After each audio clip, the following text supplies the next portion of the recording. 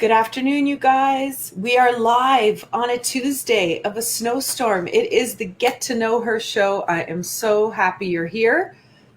I'm in Times Square today. Thought I'd take you guys on a trip somewhere new. I honestly hope you're all cozy and safe at home and you didn't have to go out today because, my goodness, there's quite a lot of snow out there if you live in southern Ontario today. So hope you're safe, hope you're well. I'm really excited about our guest today. Amanda, beautiful Amanda Rahija is with us today. She is going to share her story, which you're going to love. And before I introduce you to her and tell you all about why she's here today, I want you to notice the top I'm wearing from our friend Brenda Bedome. This is a super cozy snowstorm sweatshirt. I love this. I'm not sure if you can tell on screen, but it's actually satin on the top. And then it's like this beautiful jersey on the sleeves and the back, and there's little flecks of color. I love this. You know, this is, I love it. It's kind of got a retro feel to it. Like I feel like I would have worn this in grade 9 and I would have felt so cool in high school. And I feel so cool now in it. So thank you, Brenda. And remember, you guys, if you want to shop Brenda Bedome, you must remember to go to her website, first of all, brendabedome.com. And then use that coupon code Get to Know Her because she's generously giving our viewers 21% off. So you want to make sure you do that and get yourself one of these. We can be twinsies. Now, Amanda, she's amazing. I want to tell you a little bit about her before I bring her on. In 2008, Amanda was diagnosed with stage 2, grade 3 breast cancer with the BRCA1 gene at 29 years old. She's married to her amazing husband, Kev, and while they were planning a family together, and then her world was turned upside down. It was something she could never have imagined or wished upon anyone. Throughout treatments and surgeries, Amanda decided to take her life and health into her own hands, and she spent countless hours learning about holistic remedies, nutrition, and positive mindset to keep her body healthy after cancer and to recover. She now feels a great responsibility to share what she knows and how to live. She is an example of what happens when you take ownership of your health, for your success, and for living your best life. Here she is, Amanda. She's a little frozen here. Let's see. There she is. You unfroze. Hey. You were like a frozen princess there for a second. It's in the winter storm here. You might as well be frozen, right? That's right. You know what, Amanda? I actually before we did our when we were doing our sound check, I wanted to mention to you that the last time I did a broadcast from home, I lost my internet and my guest had to like freestyle on her own. And then I came back in. So, hey, anything goes, you know? We'll figure it out along the way, right? We totally will. But I'm so, so happy that you're here. And your story is so special. And I'm really excited to introduce you to all of my people. And I see I'm meeting some of your people are coming on and watching. So this is really great. Really happy to have you. Thanks for having me. It's an honor to be on your show and to just continue to get out my story and to have people learn and I feel like, become more aware through what I have to share. Yeah. Oh, that's great. So Amanda, we must start with the number one question where it all began. We all want to know what little Amanda wanted to be when she grew up. It's kind of funny because I was an athlete growing up. So my original what I wanted to be, I was like, I want to be like a baseball star. I want to be a figure skater. And because I did all those things. But then you realize pretty quickly that those are not those are fun dreams. And I still play those sports and do those things. My original thing going into school was I wanted to be a pediatrician. I wanted to help kids. I wanted to be working with kids. And then I realized how much schooling it involved. And I was like, nope. I didn't want to be in school that long. And that was kind of what turned into the field of social work and just looking at still being able to help children, families, and youth and kind of look at it that way. But yeah, I've always had this vision and dream and desire to help other people, starting with kids to Sorry, begin guys. with. See, So already we've got our. Okay, sorry, it's okay. Amanda. So we cut off where you said you wanted to work with kids. Yeah, so And that's I don't know if you heard, so yeah, so that was kind of the so big thing all my life, is really to just, I yeah, babysat, I coached figure skating, I did summer camps, like I did all of that stuff. So yeah. yeah, I was your like hands-on person. Oh, that's fantastic. So you were like a teacher, or you wanted to be a pediatrician, you said?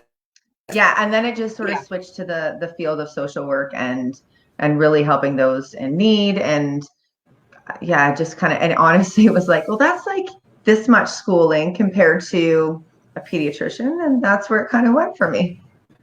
Wow. Oh, so did you pursue that? I might ask you something you've already answered. It's okay. So sort of. Did you actually pursue that in school, or how Yeah, did so that I sort worked of? about 50, almost probably about 18 years in the field in child and youth and social work, and just working with some of our most vulnerable children and families. Wow, that's incredible. Yeah, Amazing. yeah, it was Yeah. definitely a journey, and definitely part of my story of where I continue to just grow and learn, and what I saw and what I felt I needed to change, and kind of give that voice to me too.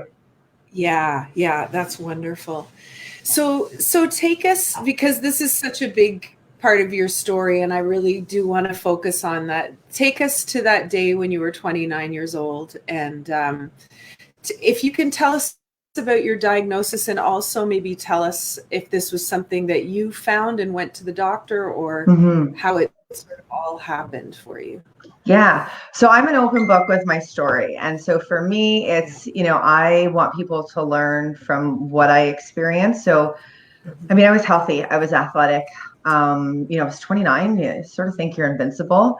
I was, I drank, did some of those things, but really and truly, I ate fast food, but I wasn't like, I was pretty much a spitting image of health when people looked at me. And so I was in the shower, I was getting ready to go out to a friend's birthday in Toronto, and I just washing myself and felt a lump, felt something weird.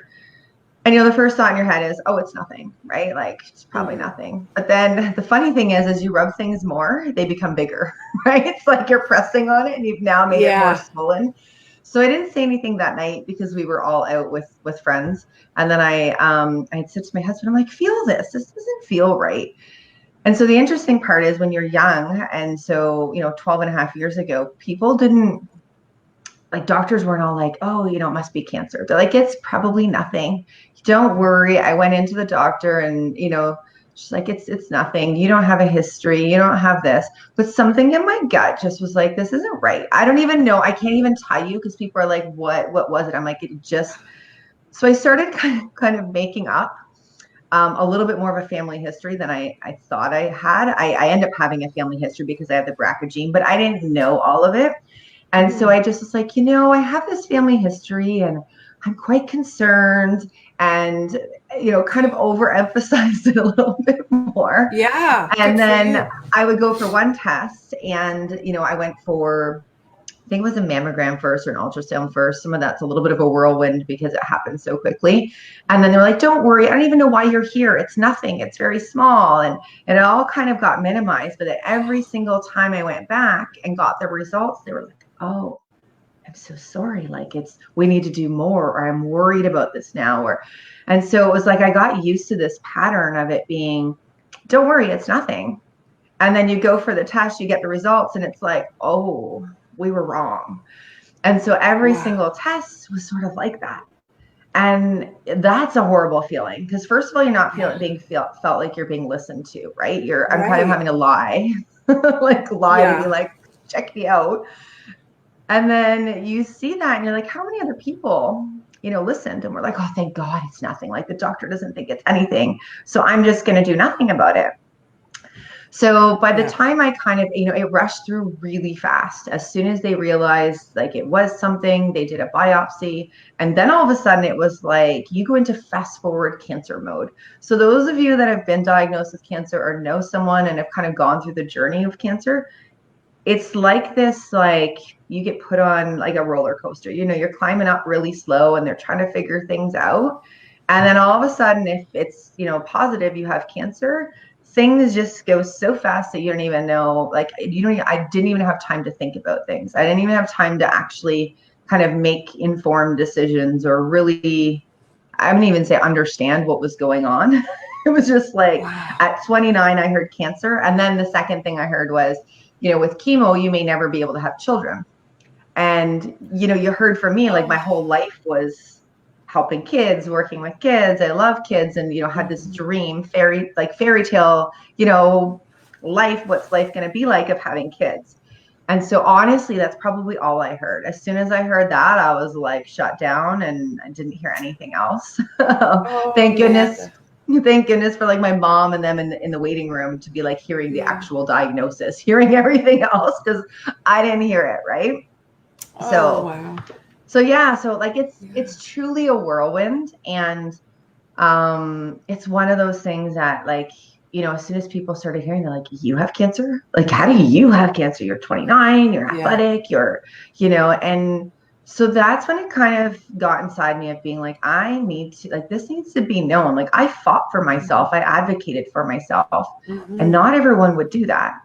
And so, No, you know what, Amanda? It's so interesting because I don't think it's uncommon at all. Like this is by no means any comparison, but over Christmas I was having a problem with my hip and it wasn't going away and it wasn't going away. And then I yeah, started getting pain in my groin and I just thought it's nothing, it's nothing. And I didn't go to the doctor for the longest time. And I finally went, and luckily for me, I had a different experience. She wanted to check out everything. And I got the clean bill of health, which made me feel very good. But I will say something listening to you now, if she had done a little poke, you're fine, I would have been like, okay, good. That yeah. would have been, I feel like I'm more, not that I avoid things, but I just wouldn't, I don't know. I can see how somebody would trust the doctor and walk away. Well, it So makes you feel good good too. for You're hoping you. for nothing. Yes, Like, exactly. Exactly. you're like hoping for that check mark of Yeah. clean bill of health, right? And Yeah. so yeah, so that's where I think it's like stuck in my head being like, I have some friends, some family and people in my life that are less healthy than I am. And so if I Hmm. got cancer at 29, like what does that mean for other people? And then, you find something and then you ignore it. So I found it at stage 2, grade 3 breast cancer. Yeah. So at that point, I mean, still needing to be treated quickly and, in their minds, making sure that I got to it because I also have the BRCA gene. So I got tested for all of that. But like, imagine everybody else that would have just let it go. And then you have 6 months, a year go by or whatever that time Yeah. is. And it's no longer, stage 2 anymore. It's stage 3. It's Right. worse. So Yeah. that kind of put that light bulb in my head to be like, I need to like share my story, share what's Hmm. going on so people can understand and really hear that from me. Right. Yeah. And just the stress of having that diagnosis alone.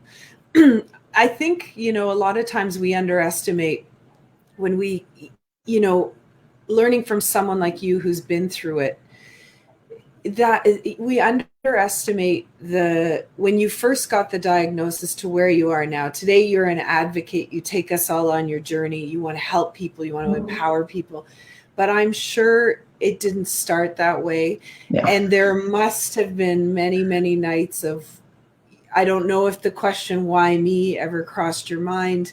Oh yeah. That the trauma, can you tell Yeah. us a little bit about that and Yeah. how you It's were feeling like? It's funny too because my background in social work is like I know the stages of trauma, I know the stages of grief, like I know all of Mhm. that, and then I found myself kind of slipping into it. And I mean, the first thing's anger, right? Like it is, Yeah. why me? Like what the heck? Like I'm just married, I'm planning on having kids, like we're starting our family. Like what the heck? What did I do wrong? And then you're trying to think of like what did you do personally that you could have done differently? Oh. But then the cancer journey doesn't allow you to stay in that for too long, because then you get sucked into like, hey, now there's this treatment, now there's this surgery, and now there's this. Yeah. So then all that fear starts creeping up, right? Like, I mean, you hear the word cancer, and for me, I heard the word cancer, and I related it to death. I didn't really know a lot of people that recovered from cancer, especially just, I knew family members that were older that died of cancer, but I didn't know anyone that recovered. So all I thought it was like, cancer equals you're going to be sick, and then your body's not going to be able to handle it, and you're going to die. I was like, that is not going to be me. Like, I'm going to change the trajectory of what that looks like for that vision for myself. So I really had to kind of put that vision in my head, that like what I had replaying in my head over and over was the past people died. I'm like, this is going to be different. What am I going to do to keep myself strong? What, like, emotionally, mentally, and all of that. And it helps having friends and family like that surround you and support you with love, and we're there just to have fun. Like, I was 29, so it was like, okay, friends would come over, and I'm like, I don't want to talk about cancer. I don't want to talk about like how I'm feeling. I'm feeling pretty crappy, right? Like, that's the honest goodness truth. But like, how do you expect I'm gonna feel? So it was fun to have friends come over and just like, do different things. Like, we sewed pajamas. We like, I like just had like a cooking thing that we made something, and just kind of normal, and weren't talking about being sick or cancer treatments or, what I looked like, or like losing hair and what that felt like. And, all of those things through chemo, like through the chemo treatment and all of those processes. But it's, like those stages of fear, those stages of really feeling like, I remember I'd said to my family, and I had said to them, what I really did was I actually said to my parents and my husband, like my close family and my sister, like, you guys will get all the information. I want you in all the appointments. But then I was told to get like a spokesperson for myself. That way I didn't have to keep repeating everything, and my parents didn't have to over and over. There was someone that was like giving, okay, Amanda's out of surgery. Okay, Amanda's like, this is what's happening. Excellent. Because otherwise it's a lot, right? Like, you've got all this stress of cancer, your treatments, what's happening to you, what you're feeling like, the emotional roller coaster. Your loved ones and your caregivers are going through that as well. And I almost say it's almost worse for them, because like, I'm in control of how I'm feeling. It's happening to me. I can actually feel it. They don't know if you're faking it. They don't know, like, what does it really feel like? So I almost find it was worse for them on certain points. That's a whole other thing. But yeah, I actually said before my first chemo, I was like, okay, listen, I don't want to have like the pity party for longer than a day. Like, let me cry, let me have that, like, poor me, why me, whatever, but don't let me sit in that for longer than a day. Because I know that, think of when you feel sick or you want to fake sick, you lie there and you fake sick for a while, and you kind of feel sick after a bit, right? Yes. Yeah. Versus the mind getting is up. so powerful. Yeah. So versus getting up and just being like, okay, I'm going to do a workout, and you don't feel like doing it. Now you feel good. Right. So those things really stuck. And I had, my husband was like, how about, are you feeling good now? Like, is that long enough? And I'm like, yep, that's long enough for the pity party. Right. Like, Great. So getting out of that mindset was super huge. Yeah, I bet it was. That's amazing. I had a friend of mine go through breast cancer, and I remember one of the first things she did was, like, anybody who was like potentially toxic, she was like, she said, I have no problem. I just cut people off. And then she said the second thing was that we allowed to say, and this is for her, but we were never allowed to say the word chemotherapy in her house. It would be treatment. She always called it treatment. No one was allowed to say chemotherapy, because, like you, she wanted to keep that mindset of healing. Treatment meant healing to her. Chemotherapy in her mind was like, harsh, this poison stuff. Yeah, poison going into your body. Yeah. So that's really interesting. And how about you and Kev? I mean, you guys have such a great relationship. He's such a wonderful support to you. And I mean, I just love, your posts about you and Kev and all the great things he does for you. So how was it for him? How did he take the news and Yeah, it's kind of a funny thing. how, It's like, it's like what I said about people are so focused on the person that was diagnosed with cancer, right? So everything Mhm. revolved around me and how I was feeling, made sure, I was taken care of, which is important. Yes. But that caregiver is the one that's there going, like, they're trying to keep it together. So they're trying not to be upset or trying not to, be emotional or trying not to do all those things because they don't want to upset you or they don't want to. And so I almost find it harder for them, like for my parents and for my sister who doesn't live, she lives in the UK. So it was hard for her. Yeah. And then for him, just being like, are you really okay? And it's interesting as a, like yourself, you look in the mirror and you start to, it's like when you like get your hair cut and no one else notices, but you notice.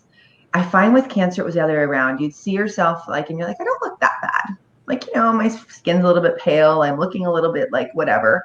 But Mhm. because I was feeling okay and I was exercising and I was doing things that felt like normal to me, I didn't like, other than having no hair or having, I just cut my hair shorter and then we had a shaving party and I shaved my head. But other than that, like I felt normal. And so, Oh, but for him, he started to see my parents like turning yellow, different, like not looking like yourself. And right. so, and I would just sleep when I didn't feel well. They're watching you sleep and watching you not feel well, which Mhm. was like definitely harder. So some of it is like, yeah, they need that support afterwards, or they need that like, and someone to check on them and Right. like their friends to just be like, how are you doing? Like, let's Yeah. go do something normal. So you're not always talking about cancer, or you're not always in the Mhm. mindset of like, I need to care for someone. That caregiver role is so hard.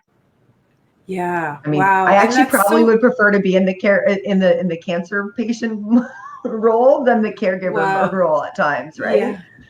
Wow, that's so generous of you to say that, Amanda. That's really, you've got some good insight there. And was there anyone, sort of, as you went along? I mean, you were saying before you'd only known, older people in the family dying from cancer. So I know, there's so many great support services groups and that are for women who are going through breast cancer. Was there anyone you met who sort of became like a mentor or someone that you could look to that was like, hey, this is actually going to be fine. Like Yeah. this Yeah, it person's was been through funny. it. And And it was mhm. because I would do the support service. So at the time, so things have changed in 12 and a half years for the better.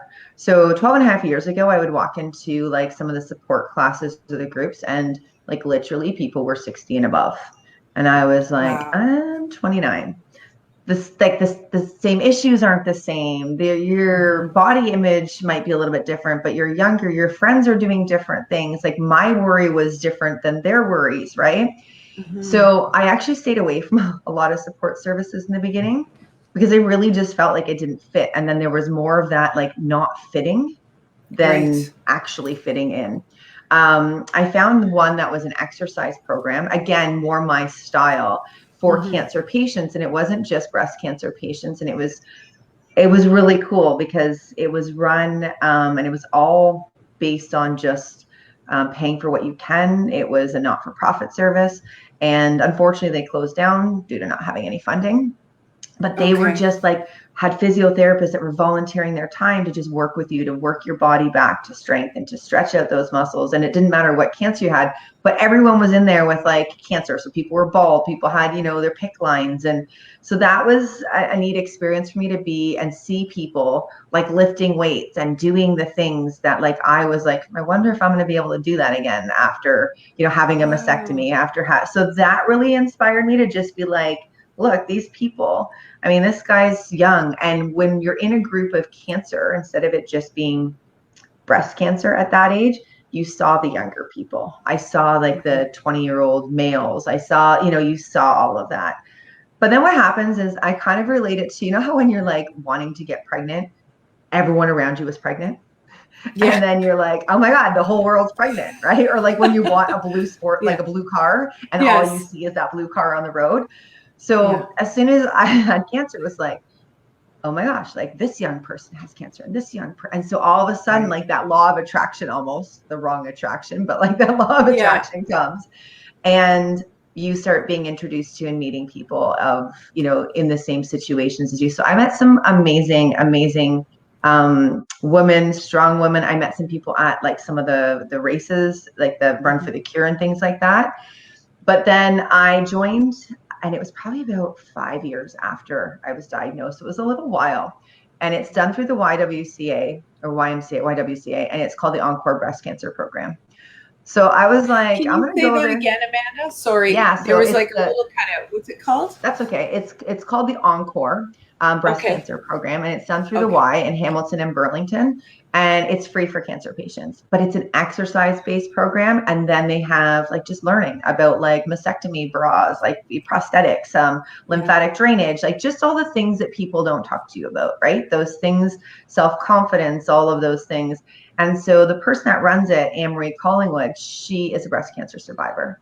And so she, like, I was like, okay, you are what I want to do, right? You started this program, you inspire people, you empower people to go, I can still look beautiful, or I can still swim, or I can still feel good in a bathing suit, like all of those things. And because she's lived it and done it, it's not someone just talking that, you know, knows it from their head from education, but hasn't actually lived through it.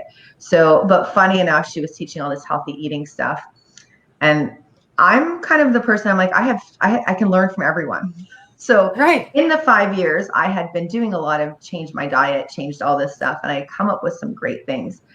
And about 3 months after, she realized that I had my own little thing going on where I was teaching people how to eat raw food and teaching them about healthy eating. And she's like, so you let me present and tell people how to eat healthy, and you were like the expert in it. And I'm like, oh, I just like, there's stuff to learn.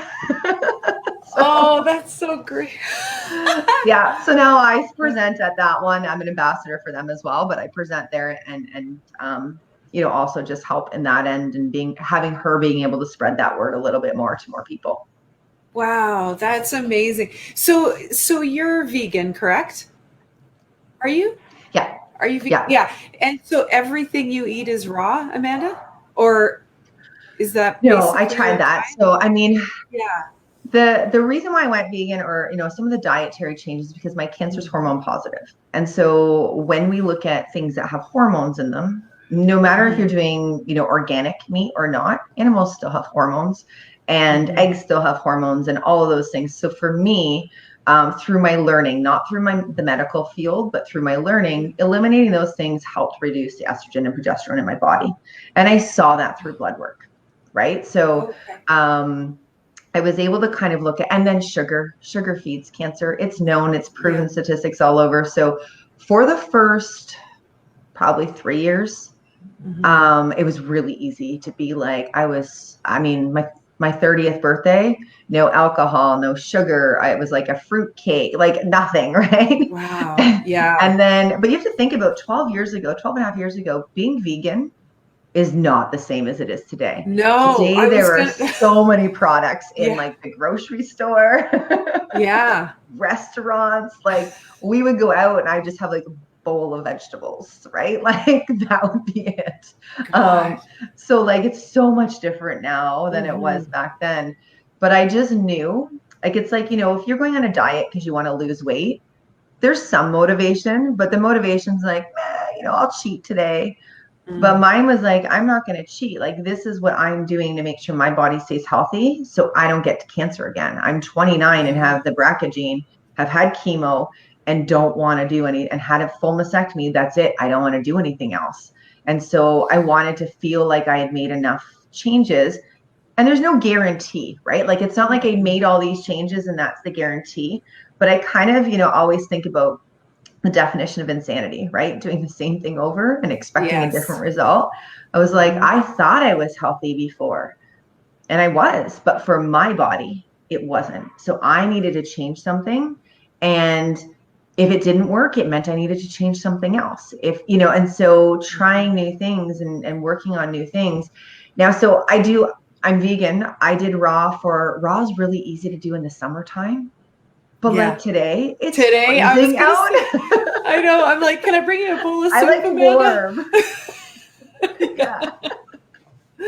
Oh So gosh. I Yeah. find it easy in Southern Ontario in like, in the summertime when Yeah. our stuff is in abundance from the garden to be able to do a lot of raw salads, a lot of raw food. I have a dehydrator.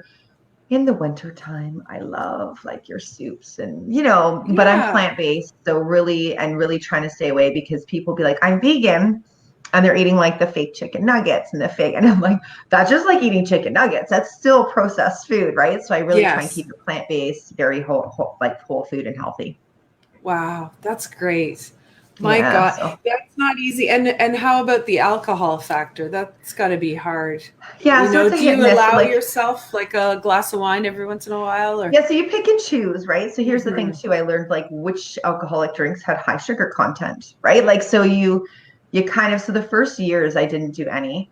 I do like cleanses where I make sure I'm keeping my body healthy and go through like that Hmm. detox kind of. Yeah. I indulge here and there. I don't go crazy. I know that sugar feeds cancer. So like in the back of my head as I'm indulging, you're like, hmm. So, but I Yeah. also think like if that little bit of sugar, if that little bit like that drink's gonna kill me, I'm Hmm. probably like I don't like Yeah. anything's gonna kill me then, right? Like it's gonna be coming sooner than later. So I might as well enjoy. Yeah, yeah, that's a good attitude. You're right. You have to find that balance and for sure. Now, you had a full mastectomy. Mhm. Can you take us through what just happened recently? Because that was Yeah. quite something, and I feel like every woman should know about this. The friend who I had talked to you about before also went through Oh, you this. cut out. So when you were going, oh, am I Oh, back? yeah, you're back. Okay.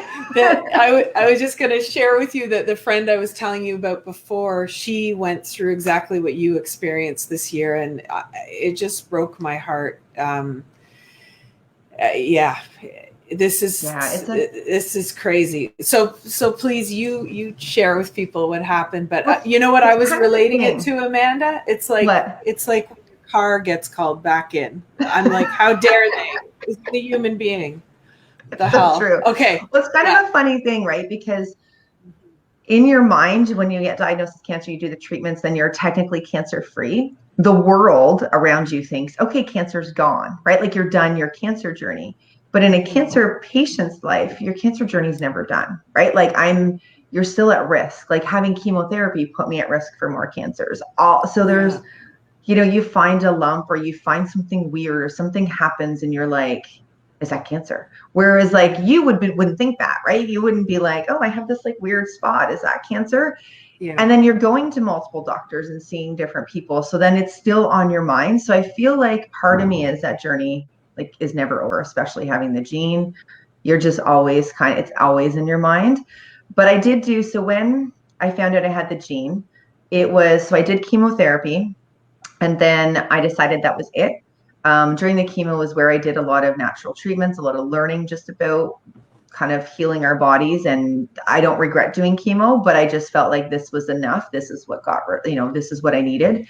And Mhm. so, but with the gene, I decided to do the full mastectomy because of the fact that it just reduces your chances so much more. And in my head, I was kind of like, they're just boobs, right? Like get implants. People love implants. Like then they don't sag. You got like, I was thinking of all the positives, right? Like my personality Yeah. is so like, what's the positives?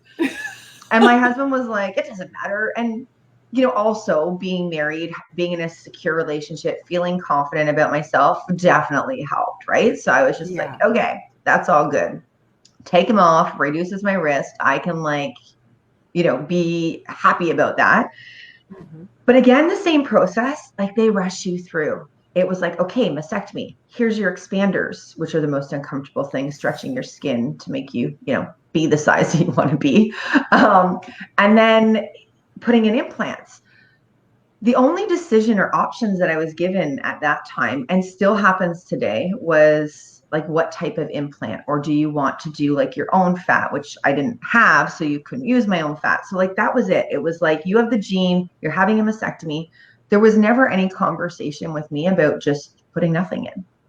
And I'm not saying I would have chose that at the time, Mhm. but I feel like I wasn't fully informed, right? You're not fully given all of your options on the table to be like, which one fits and suits me better.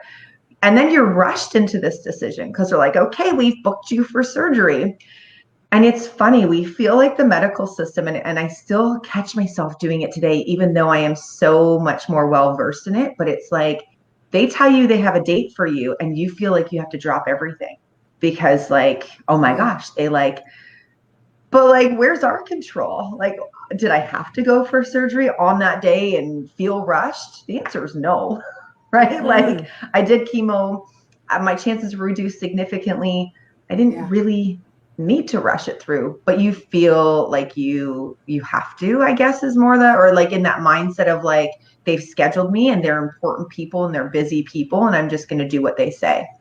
So I don't necessarily regret getting the implants, but I feel like now in knowing what I know, I wasn't fully informed.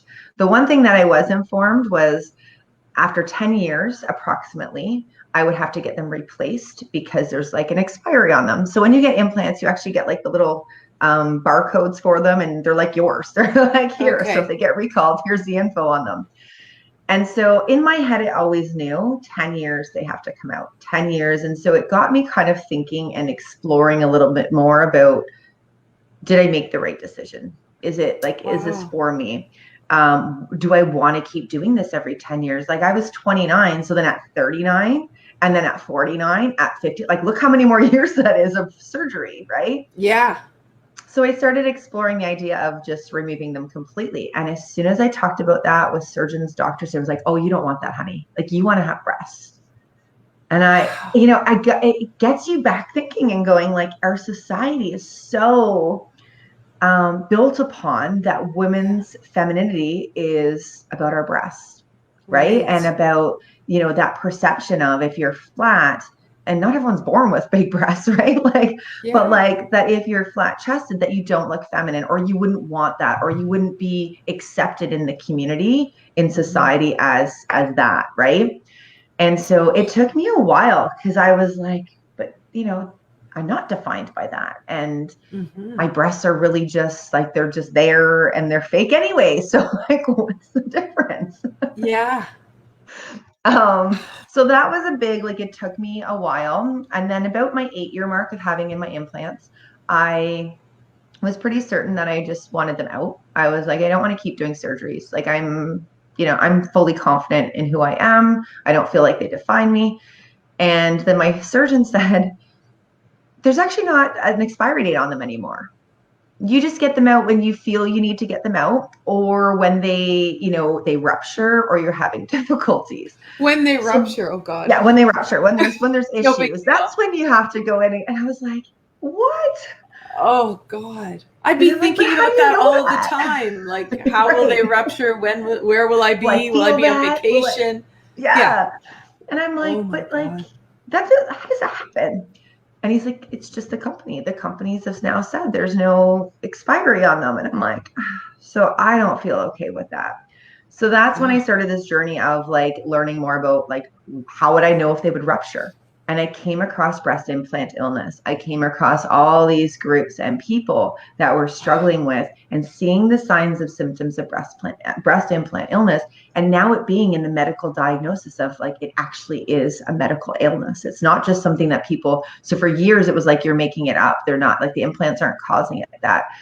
But what you have to understand is that when you have something foreign in your body, so it doesn't matter if it's like a piece of lead, a nail, like a rod in your back because you've broken your back, or an implant, your body naturally, its natural defense mechanism is to fight anything foreign. That's what it does, right? That's why we stay healthy. And so it's constantly fighting whatever's in your body that's foreign. So it actually creates this cool capsule of your own tissue around the implant, and it protects your body from this implant. So the problem is that your body naturally is going, that's not supposed to be there. So I was always having where my immune system, my red and white blood cells were always like, despite everything I do to keep healthy, it was always on the low end. And I was like, something's not right with that. And so as I learned more, I was like, oh my goodness, I don't want these to rupture or get to a point where they're causing issues, because you're talking about major autoimmune disorders. It's not just like, oh, you have pain, and then misdiagnoses and things like that, and so many other issues of just like little health things that people go, oh, it's probably nothing. It's not related to my implants. But then you start adding them all up and you're like, oh my gosh. So I started looking at them and I'm like, I kind of have a little bit of this. This was something, maybe, and started looking through some of them and thought these need to come out. So I interviewed a bunch of surgeons, which is a fun process because now you're in control, right? Like I feel like when we have control, it's so much better. Like I'm in the driver's seat now. Yeah. Amazing. Right? You're like, I get to choose. But it's an interesting thing in Canada because I didn't pay for any of my surgeries because they were due to cancer. Mm-hmm. But as soon as you want them out and they haven't ruptured yet, you have to pay. Oh God, that's crazy. I got these things because I have cancer, not because I didn't choose to put them in. And that's okay if you choose to put them in, but I didn't, right?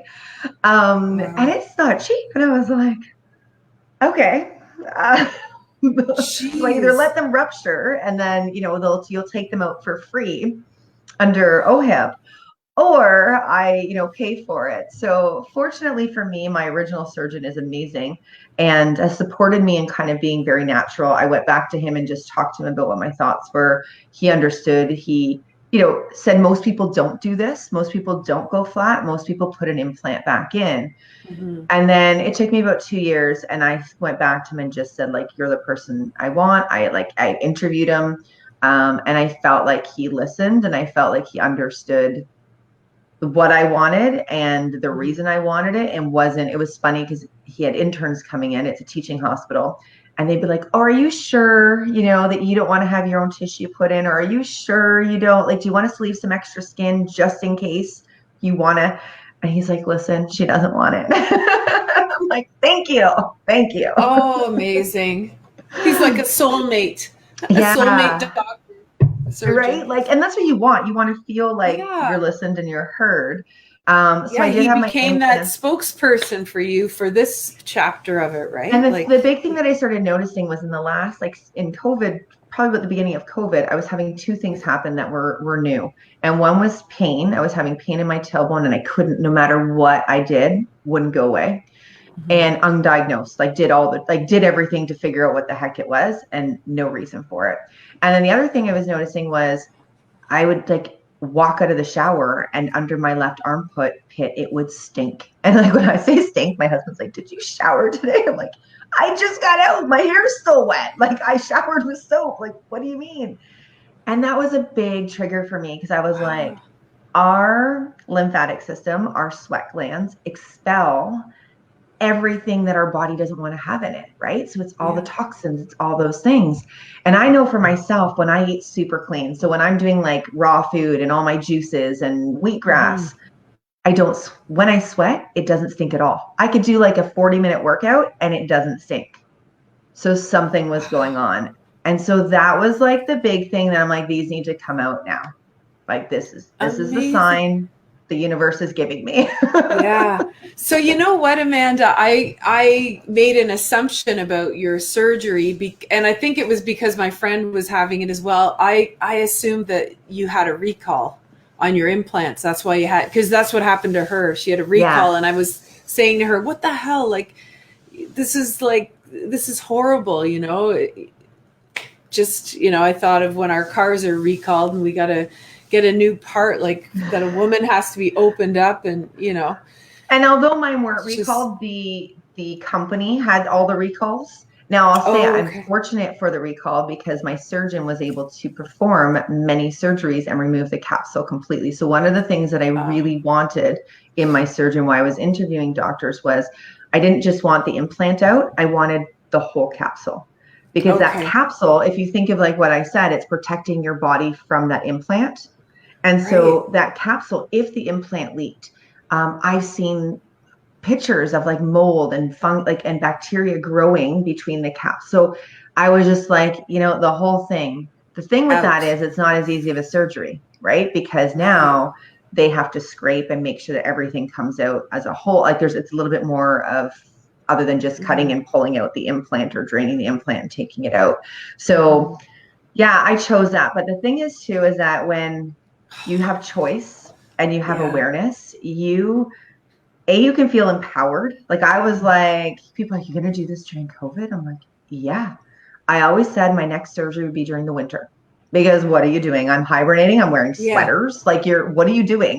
And Yeah. then I'm like, it's COVID. I'm like, so you can't see anybody.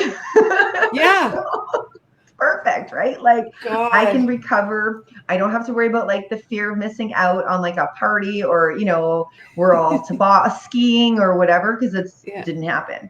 So Yeah. I chose my surgery. And then with choosing that, I chose to completely prepare my body for surgery and then Wow. take people alongside my journey. So on Mhm. social media, which I didn't really do 12 and a half years ago because Facebook wasn't the thing Yeah. that you did that on. But through Right. this time, I shared my entire journey about what I did to prep my body, the power of our bodies to, when we give them the right fuel and what it is, to be able to just share that. And then surgery day, and then the good and the bad, because what social media, how people just be like, oh yeah, I'm doing great. Yeah. No, that's what I love about your social media. You're so honest, and I was going to ask you about that too, Amanda, because I mean, and again, no comparison to what you're going through, but for me, I've got to post pretty much daily. I want to engage people. I want to talk about stuff. And there are times where I'm like, I don't feel like it. Like I just want to like go in the fetal position in my bed or I want to sit with a bottle of wine or I want to like shut it out. But I love how motivated you are to always be in service to others. That's what blows my mind about you. I saw you a month ago when we were on a Zoom call together, and you made a meeting that I would have totally ditched if I'd had the snip to be there with all of us and to lay down and do the meeting laying down. Like you're you're always there to be like, that's the best way I can describe it. You are so in service to give back to others, and I think that's incredible. Like Yeah. anybody who's not following you needs to be following you Oh, because thanks. I think, you're the big thing is when you go through something, it's mm-hmm. like I feel like I got cancer for a reason. And that reason was to give myself a wake up call. We're not invincible. Go Mm-hmm. figure. Yeah. But then also, I'm a strong person and I'm a person that is open. And so I got cancer for that reason to be oh, I think I froze. Oh Oh, no. you're good. I still got Okay. you. I got cancer for that reason to be able to inspire people, share people, and take people on that journey and realize that they're not invincible too. And then learn from like my mistakes or the things that I felt like I wish I would have done this, or I wish I would have known more about this. And that's been kind of part of that journey. This last time, it was fun posting stuff. So here's the thing. Therapy is so important, right? I mean, Mm-hmm. when you go through something, trauma therapy is so important, all of Yeah. that. But it honestly became, and I did a live on this, like it was like my therapy, because telling your story over and over makes Mm-hmm. it feel like it's a story. It makes it feel Yeah. like, it's not, and that people are depending on you sort of to share that. Mm-hmm. And that my story is changing the lives of someone else. Someone else is watching going, yeah, I'm having all these issues and I didn't even think about that. It didn't dawn on me.